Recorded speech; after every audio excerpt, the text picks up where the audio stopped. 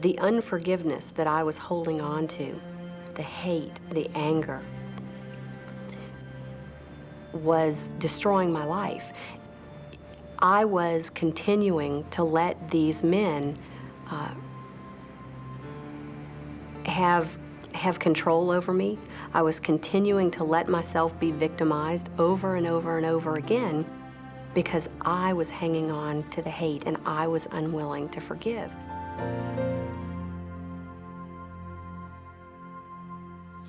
Every time I speak on the topic of forgiveness, people come up with some challenging questions. But what about if you're raped, they ask, or if your child is murdered, how does forgiveness apply then? I once spoke at a conference where they'd set up a table for me to sign books. A young woman came up to me, she held out a book for me to sign and said, "I have a lot to learn about forgiveness." I replied with a bland answer, something like, "Yeah, I suppose we all do." "No," she said, "I really do need to learn about forgiveness." I could sense from her intense tone that I needed to stop and listen. "Tell me about it," I said. "Well, it's like this. Last year, my father murdered my husband. He's in prison now. I want to forgive him because I don't want my children to grow up without a grandfather as well as without their father. But so far I can't. First he stole my past. My father abused me in childhood, and now he's stolen my future. What do you say to someone like that? How does forgiveness apply? Should it?"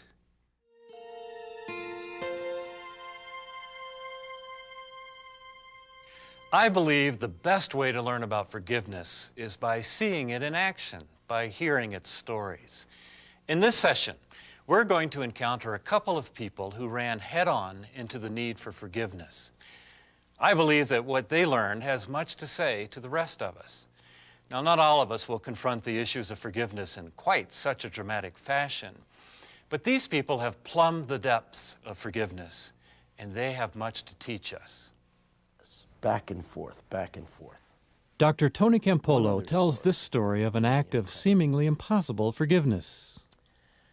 When the war ended, World War II, they took the Nazi soldiers out of the jail in Moscow and marched them down the street to the train station to be sent back to Germany. The citizens of Moscow lined the sidewalks. It took all their energy for the police to keep them from running forward and tearing these Nazis to pieces. We lost 425,000 people in World War II. That's the United States. The Russians lost 40 million citizens. There wasn't a family in Moscow that wasn't touched. The hatred was overwhelming. And they're screaming and they're yelling obscenities. And the first group down the line are the officers who had evidently been fed, their tunics buttoned up high, and they were marching in semi-goose-step fashion, showing that the imprisonment had not broken them. And the people screamed and shouted, and then all of a sudden, everybody went silent. For coming behind the officers were the enlisted men. Skin and bones, diseased, broken, raggedy, not marching in goose step, just about dragging themselves along the street. Dead silence. Then one woman broke through the line and ran up and gave some bread to one of the Nazi soldiers. And then it started happening, up and down the lines. People coming through the police and bringing food to the enemy. The German soldiers that told me this story said, "I couldn't believe it. Grace, unexpected concern and love and, in a sense, forgiveness." And he said to me, as that happened, all I could think is they must be looking at us and realizing that we're not the enemy. We're just somebody's little boy, sick and dying, and far away from home. As he said that, I think we would all be gracious if we could look at each other and not see the enemy, but see that each of us, in his or her own way, is somebody's little kid, sick and dying, and far away from home. Grace.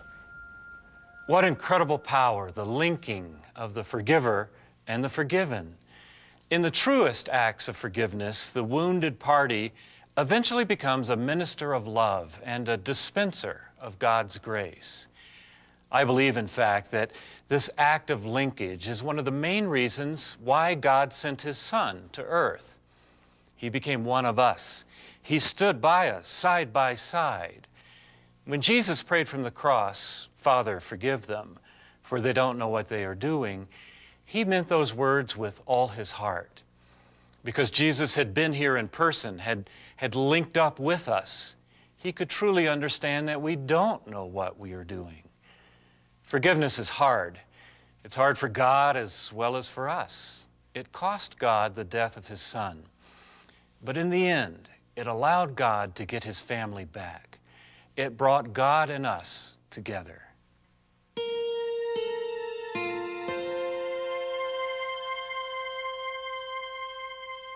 The next story involves an even more daunting act of forgiveness. You probably remember the movie Dead Man Walking. Starring Sean Penn, it told the story of a brutal crime and the execution of the man who did it. Well, the press and the film gave a lot of attention to Sister Helen Prejean, a compassionate nun who visited the murderer on death row. But behind the scenes, away from the spotlight, a quiet drama of forgiveness was being acted out. You know, I know now that there's no such thing as unforgivable. And I've learned that mostly by taking little steps at a time and feeling the benefit in my life. You know, when I started out, you know, Debbie Morris is the author of The Counterpart to Dead Man Walking, a powerful story of forgiving the unforgivable. When I was 16 years old, I was kidnapped by two men. And my boyfriend and I were kidnapped by these two men. And during the course of 36 hours, these two men shot my boyfriend, tortured him and shot him and left him for dead. And then they raped me repeatedly before they finally let me go. And I guess, you know, so many people would consider that alone unforgivable. And then, you know, after I was released, I found out that they had also kidnapped another girl 3 days earlier, and they murdered her. And so when you look at some of the things that these two men did, most people would put them in the category of unforgivable.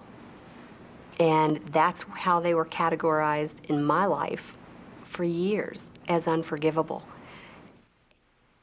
Debbie wrote her story down to help her healing process, but also to help others see that there are healing steps beyond mere justice and retribution. I think that many times people in my situation think that justice is what is going to heal them. And I thought that. In fact, I kept looking toward certain milestones, you know, that were going to heal me. When these two men were captured, everything would be all right. When the trials were over, you know, when their sentence was handed down and justice was served, that everything would be all right. I would feel healed.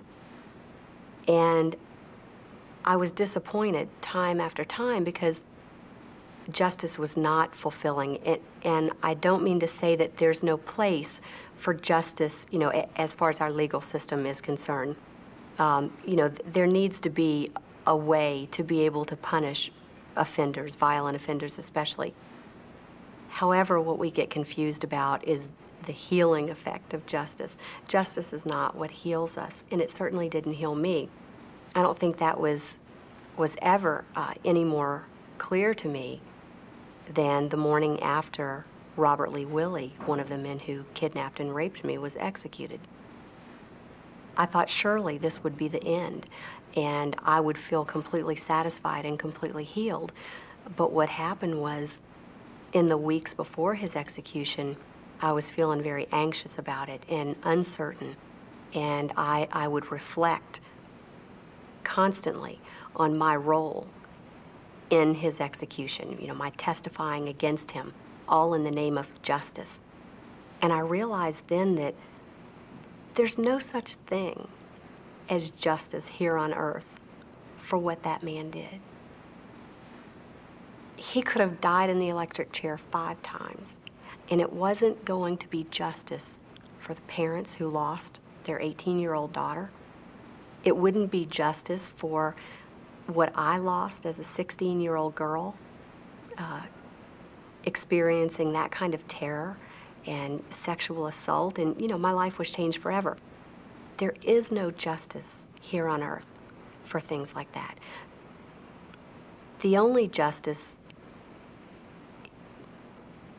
is going to be when God gives his final judgment. There are lots of people out there who like one true crime story after another, and some people can't get enough of that kind of stuff. But I feel like the power in my story is in being able to show other people how God's grace changed my life.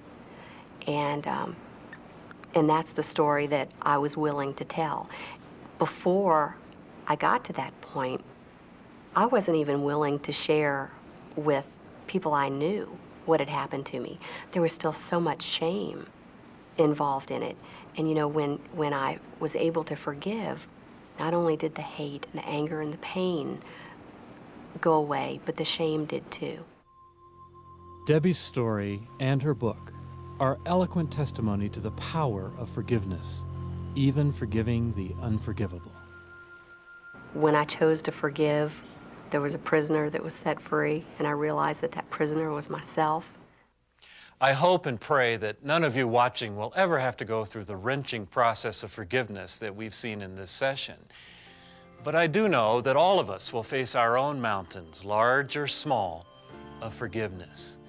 It may involve a wayward child or a parent who wronged you, or a neighbor, an employer, or someone else who deeply hurt you.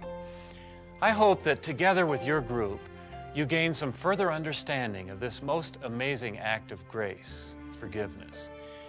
It's hard. It's among the hardest things we ever do. In the end, though, forgiveness sets us free.